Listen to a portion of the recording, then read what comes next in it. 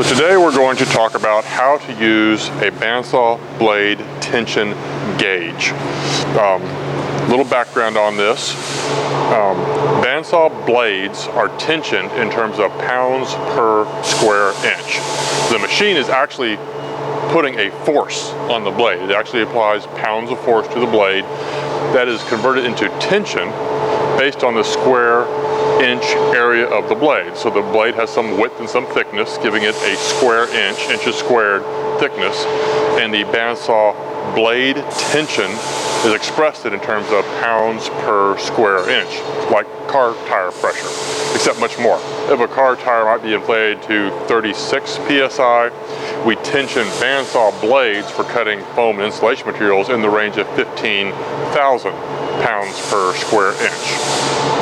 But there's no direct way to measure that on these machines. Our other machines with pneumatic blade tensioning simplify that for more money. But if you have one of our machines or any bandsaw using a screw over spring blade tensioning mechanism, and you want to know you're using something in the range of the correct blade tension, the best way to get there is with a blade tension gauge. So what these do, they can't actually measure PSI directly. What they measure is the stretch of the blade. So as you pull the blade open, pull the blade apart, it stretches a little bit.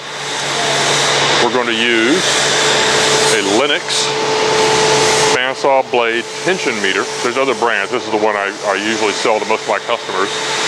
Use a Lenox bandsaw blade device that measures elongation. It grabs the blade in two places, between clamps here and here. This one is fixed. This one is on a pivot.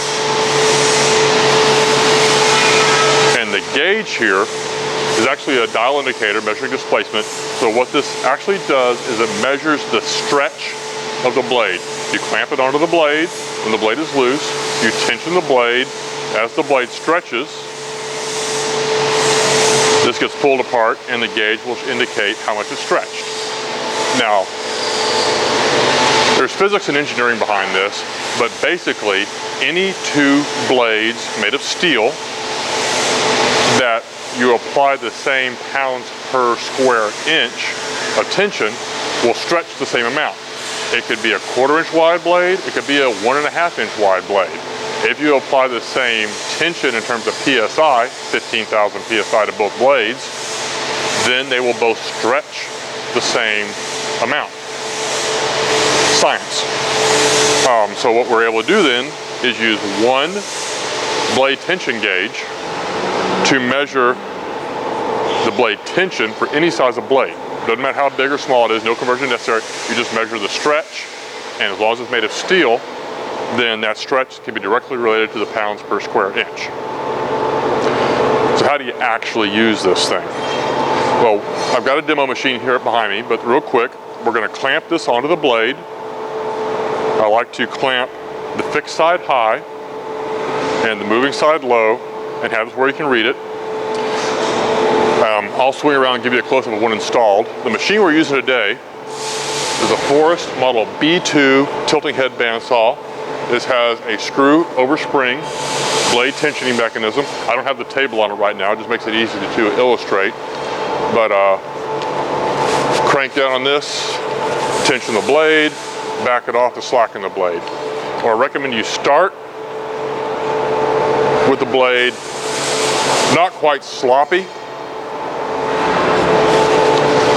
but with no significant tension on it. About like that. I'm going to move the camera now over to the side to show you this thing set up and working.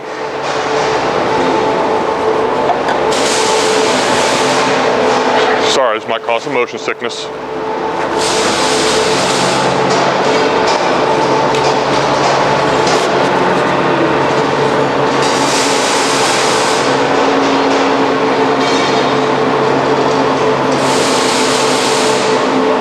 Zoom in a bit for you here so you can see what's going on. Is that going to focus? Let's move in a little closer here.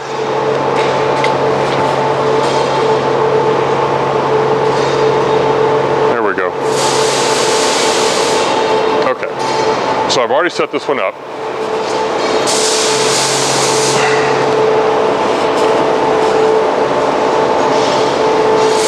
Blade tension gauge.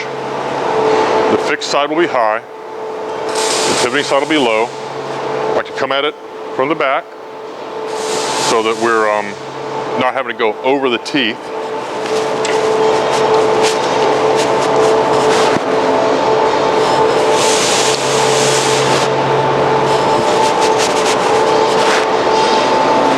And we'll clamp this on, and then we're going to zero it. So the first step is, you can see we've got little points in here. Make sure we're clamping onto the body of the blade.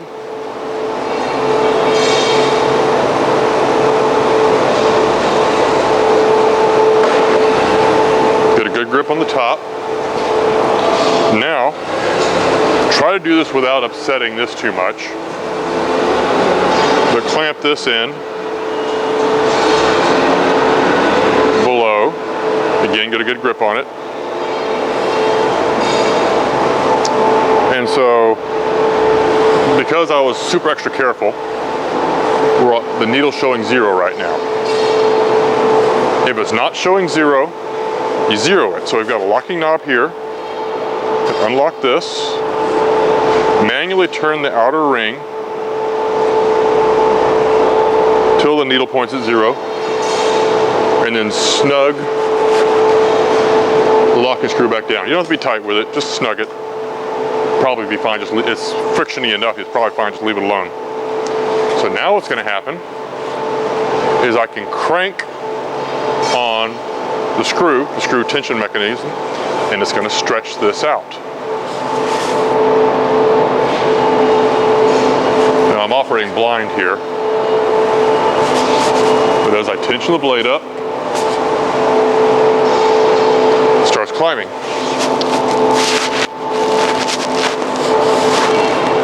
So right now we're reading 12,500. One more, half another crank can get me there. Oops, I overshot.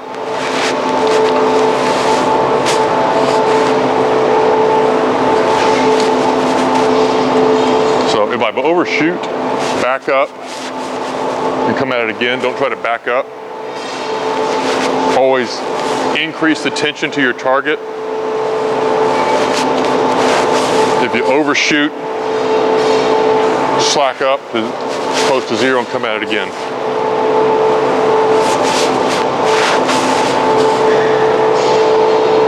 And that is now reading 15,000 PSI. The Lenox gauges are calibrated for steel. Bandsaw blades used to cut steel use much more tension. They'll typically use something in the range of 25 to 35,000 PSI. This gauge actually has color codings. They show where we're running in the yellow, but most of my customers are cutting foam, insulation, basically things softer than steel. So we'll be in the yellow zone. Machines cutting harder materials, steel and such, they'll tension in the range of 25,000, 35,000 PSI. Start getting the red. If you're over 35,000 PSI, I don't know of any bandsaw blade running tensions above that. Now we can actually reverse, well, some gauges allow you to reverse this process. If you have a Starrett gauge, with my own personal gauge is a Starrett, they will measure increasing and decreasing. So you can tension the blade up, clamp this on, and then back the tension off, and it will read how much tension was on the blade. The Lenox blade tension gauges don't allow you to do that. So again, your steps. Start with the blade loose, but not sloppy. Put the gauge on from the back, lock the top fixed part, then lock the bottom on, trying to keep it neutral. Zero out the needle to 0 by rotating the bezel, and then increase your blade tension until you show the target number. If you overshoot, go back to slack and start over again. And that's how to use a blade tension gauge on a screw over spring blade tensioning mechanism. If you have any questions about this, please feel free to call us here at Forest Manufacturing. Thank you.